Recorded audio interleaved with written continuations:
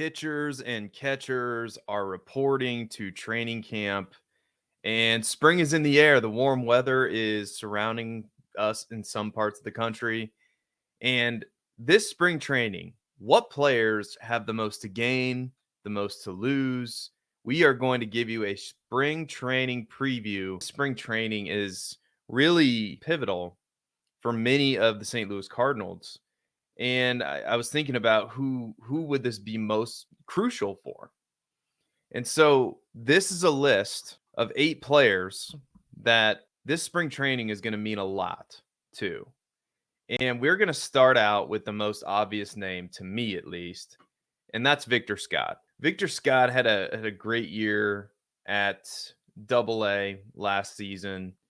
Between Double A and A plus ball, he had 618 plate appearances, 548 at bats, hit over 300, and he stole 94 bases and played really good defense in the minors. And Tommy Edman, we all know he's dealing with the wrist issue. And if that lingers, if there are any complications for Tommy Edman, Victor Scott is a guy that could work himself through the system and to the major leagues quicker than you might have anticipated.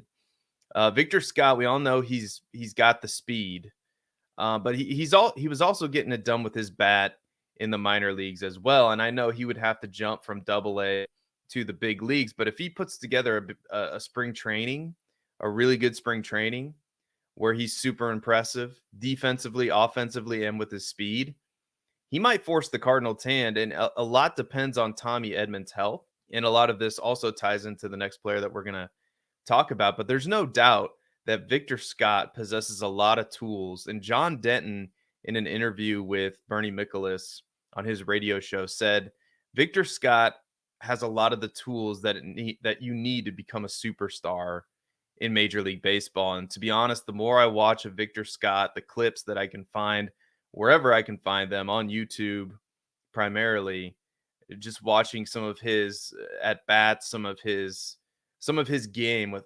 for lack of a better term, the more I am growing more and excited for Victor Scott. And it's going to be interesting to monitor him throughout spring training. And I think Cardinal fans are going to want to keep an eye on what he's up to, even if he starts the year in the minor leagues, which he probably will. But if he impresses at spring training, there's no doubt that Victor Scott could be up with a big club a little bit sooner than people think. Now, the second player on the list is Dylan Carlson. And Dylan Carlson is going to have to show the Cardinals that he is, that he's going to be okay being a fourth outfielder, or potentially he's going to have to fill in for Tommy Edman, who's projected to be the opening day center fielder, assuming that he's healthy. And to be quite frank, Dylan Carlson has been a disappointment. I remember when Dylan Carlson first came up, and he's the first round pick of the St. Louis Cardinals back in 2016. When he first came up, all Cardinals fans were excited for him. And really, since 2021, in 2021, Carlson hit 266. He had 18 home runs, 65 RBIs, and we thought, oh my goodness, here we go. We have this 22-year-old player who is on the verge. I mean, he finished third in the Rookie of the Year voting, but since then it's really been all downhill for Carlson. In 2022, he had 236, just 8 home runs, 42 RBIs, and then of course he was injured for parts of last year. He only had 219 at bats, batted 219, and really just hasn't developed the way that the Cardinals anticipated him developing. And so this spring and this year are going to be, it's going to be huge for Dylan Carlson, of what his future is with the St. Louis Cardinals. Because you can make an argument that the only reason why the Cardinals haven't traded him away, and that they decided to trade away people like Tyler O'Neill and Richie Palacios instead, is because they feel they've got a valuable player in Dylan Carlson, and they're not willing to trade him away just yet. Because there was a time, and we can all remember that, when Dylan Carlson's value was through the roof. I mean, if the Cardinals would have decided to move on after that 2021 season, can you imagine what the haul would have been in return for a player like Dylan Carlson? They could have secured a legitimate starting pitcher to anchor their rotation even into this year. They could have added a pitcher that year if they would have traded Dylan Carlson, but of course that didn't happen. The Cardinals viewed Dylan Carlson as a starting outfielder in the major leagues and a potential star for the team. And like I said, when you look at the numbers of that 2021 season, 542 at bats, as I mentioned, 18 home runs, you thought, wow, that's just the start of something great for a 22-year-old player, and it just hasn't accumulated, or just hasn't come to fruition. But this is a huge year for Dylan Carlson, and this spring, all Cardinals fans are going to want to pay attention to what his numbers are and how he gets off and how he starts spring training. I think is going to be telling for if the Cardinals go in the Victor Scott direction, or do they not. I mean, they're going to have some options, and if Victor Scott impresses and Dylan Carlson doesn't, I'm not saying that Dylan Carlson's not going to be with the major league club and that they're going to promote Victor Scott, but that's going to raise some eyebrows, I'm sure, because Victor Scott is a very exciting player. So the next player we're going to talk about is Alec Burleson. And Alec Burleson, while not as sexy as a Victor Scott or a Dylan Carlson, potentially for what they could mean for this ball club, there's a lot of good things about Alec Burleson. And as of right now, he's in an interesting spot in the sense that, you know, Dylan Carlson's the fourth outfielder. You need a backup catcher. Matt Carpenter's on the roster. He could be the odd man looking out come the time when the Cardinals have to put together their final roster for the regular season.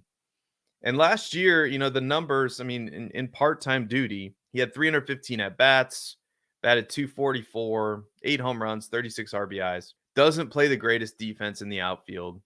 So we're going to see if he's improved. I mean, he's 24, actually 25 years old. And I'm a fan of Alec Burleson, rather. Alec Burleson. I think Alec Burleson has a lot of potential. I think there are times when you watch him at the plate and you go, man, this guy could be a really key piece of this roster. But the truth is, I mean, the logjam has cleared up a little bit with trading away, Tyler O'Neill and Richie Palacios. The logjam is cleared up a little bit. But as we mentioned, Victor Scott is still there. You're going to have a spot for Jordan Walker. Potentially, Brendan Donovan can play some outfield, and Tommy Edman basically took that center field role last year and projects to be the starting center fielder. So you're going to have to cram out playing time somewhere. And we know that the Cardinals are going to use Wilson Contreras as a designated hitter.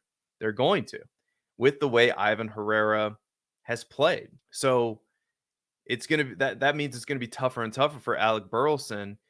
He could relieve Paul Goldschmidt at first base. He can play in the outfield. He can DH, but outside of that, really the versatility is there, but the Cardinals are also strong in each of those positions. So it's going to be interesting to monitor what kind of spring training Alec Burleson has with this team, because it definitely can impact whether he's on the major league roster or not. My guess is he's going to be, but we'll see. I mean, there could be another player that emerges this spring if he doesn't have a good spring. There's no guarantee. So Alec Burleson, a fascinating name to monitor. Let's shift to the pitcher, shall we? And let's talk about Matthew Liberatore, because last year Matthew Liberatore pitched a game where I thought, oh boy, here we go. Matthew Liberatore, we're going to have our guy, potentially this guy is what we've been waiting for. Maybe we can salvage something from that horrendous Randy Arozarena trade. And it turned out that, Matthew Liberatore just wasn't quite ready to be a major league starter. In 11 games started, 22 games total, Liberatore had a 5.25 ERA. He only pitched 61 and 2/3 innings. Towards the end of the year, too, he was coming out of the bullpen. So again, it's gonna if Libertor has a good spring training, I think he has the potential to earn a bullpen spot. I do, or potentially at least a spot with the major league club. However, you start to look around this 40-man roster, and I did this exercise as well, and to see who is going to be on the final 26 man. And you have, the Cardinals have signed Kenyon Middleton most recently. They traded for Andrew Kittredge. They have Ryan Helsley. Jojo Romero is going to have a role in that bullpen. You would think that, Zack Thompson, Nick Robertson, Ryan Fernandez, who they brought over in the Rule 5 draft, some of these players are going to factor in the bullpen as well.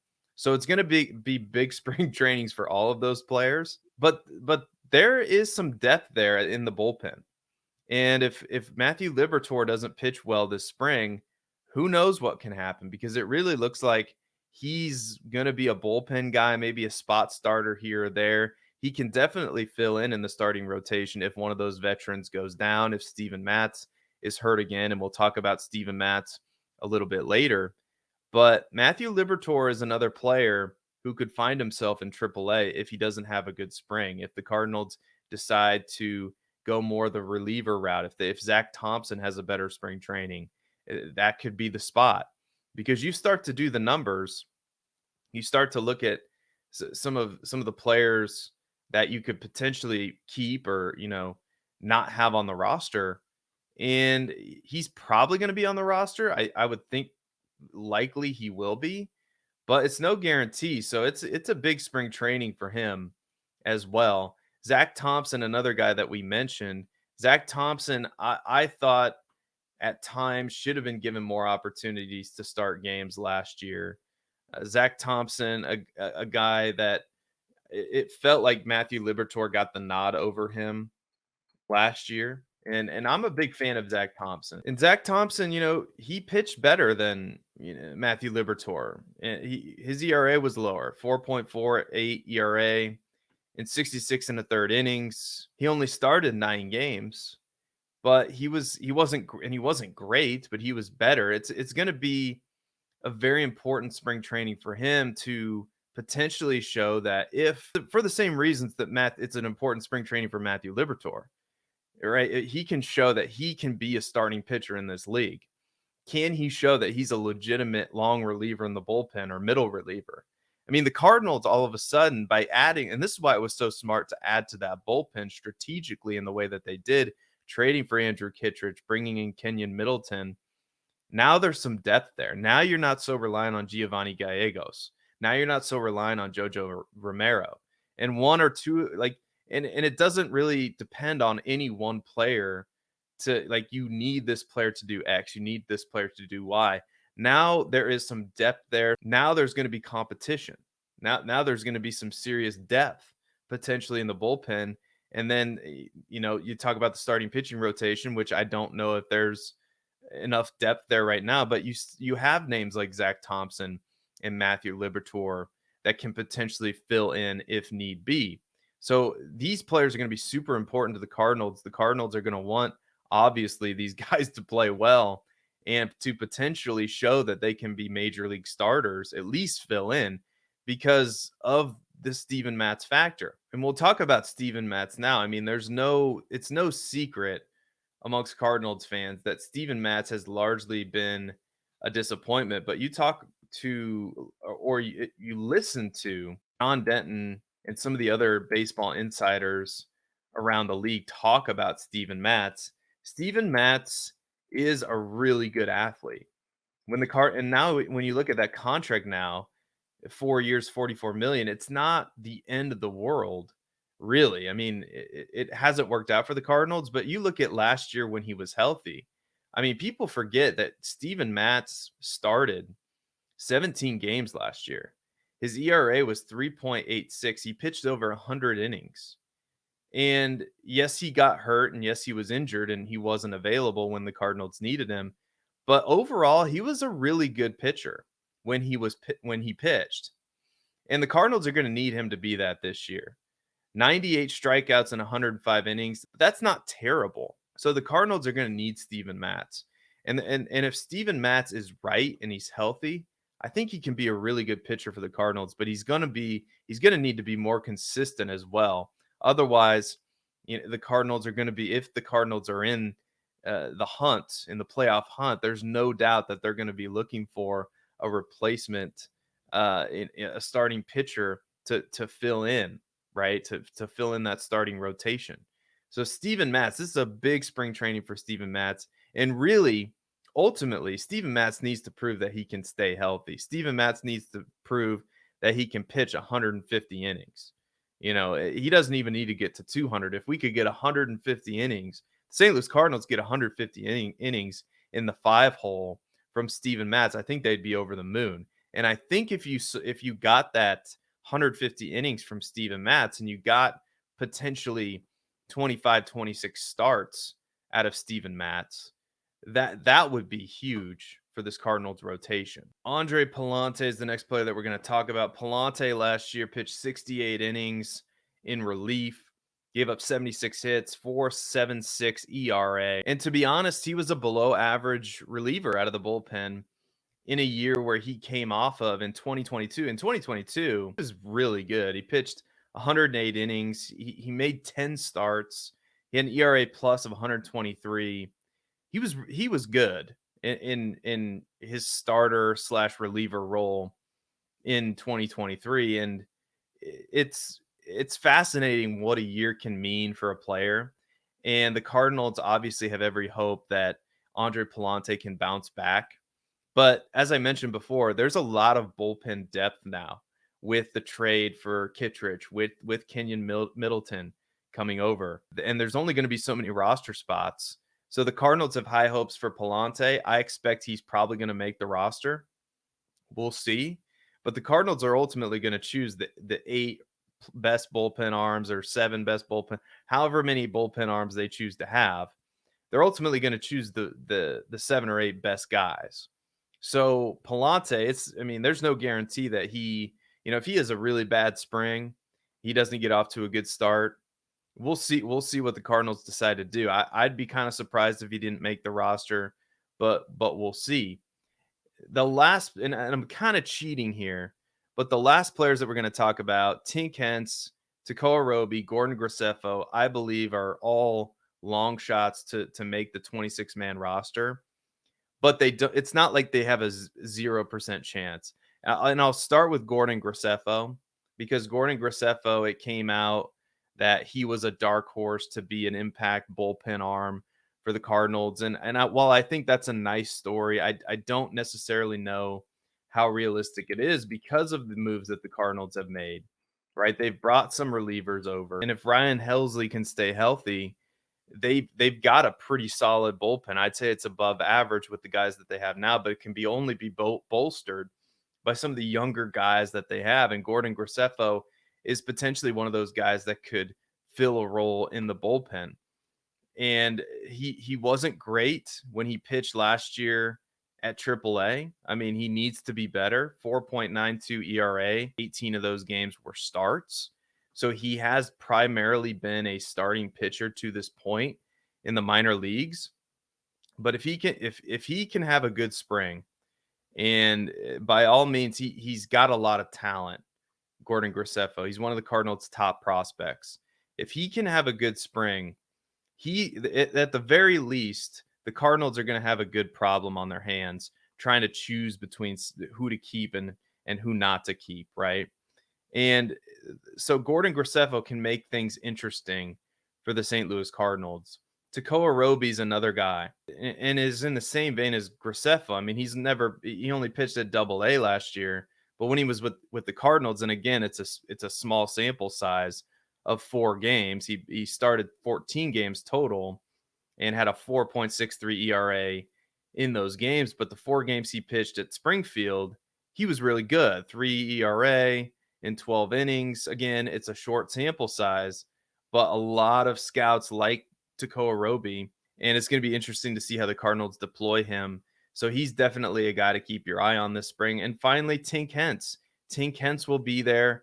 Tink Hence, a lot of Cardinals fans are excited for him, and for good reason. He's got a lot of talent. I believe that he has the most upside amongst all of the Cardinals pitching prospects. He might not be the most likely, to break through. Tekoa Roby might be more likely to break through and make it to the major leagues this season. Gordon Graceffo, same story. But if we're talking upside and the potential to be a really good starting pitcher at the major league level, I believe Tink Hence has the most upside. So it's going to be interesting to see what he can do and to see if he can bounce back. I mean, it's going to be a big year for a lot of these Cardinals prospects. It really is. And it all starts at spring training. So it's so great to have spring training here. And these are just some guys on the list. And I squeezed in 10 names there. And just to recap, Victor Scott, Dylan Carlson, Alec Burleson, Matthew Liberatore, Zack Thompson, Andre Palante, Steven Matz, Tink Hence, Tekoa Roby, Gordon Graceffo. It's a big spring training for all of these guys. But I want to hear from you. Which St. Louis Cardinals players do you think spring training is going to mean a lot for them? It can raise their stock or it could lower it going into the season, because while there are some roster locks, and the Cardinals have a lot of locks in their roster. Like, we know who's going to catch. It's going to be Ivan Herrera and Wilson Contreras. We know who's going to play first base and third base. We know Mason Wynn's going to start at shortstop, right? We know second base is probably going to be Nolan Gorman or Brendan Donovan. Center field, if he's healthy, is Tommy Edman. Jordan Walker is going to have a spot, and so is Lars Nootbaar. Like, there's a lot of roster locks. We know the starting rotation.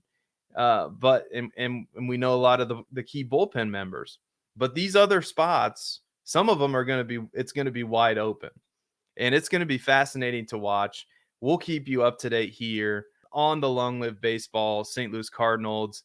Mike Jones covers the Chicago Cubs. We have a show, a live stream that we do, so you should be tuned into that. We dropped an episode this past Saturday. So what you'll need to do is you'll need to like and subscribe the video. Great that baseball's back in the air. Long live baseball.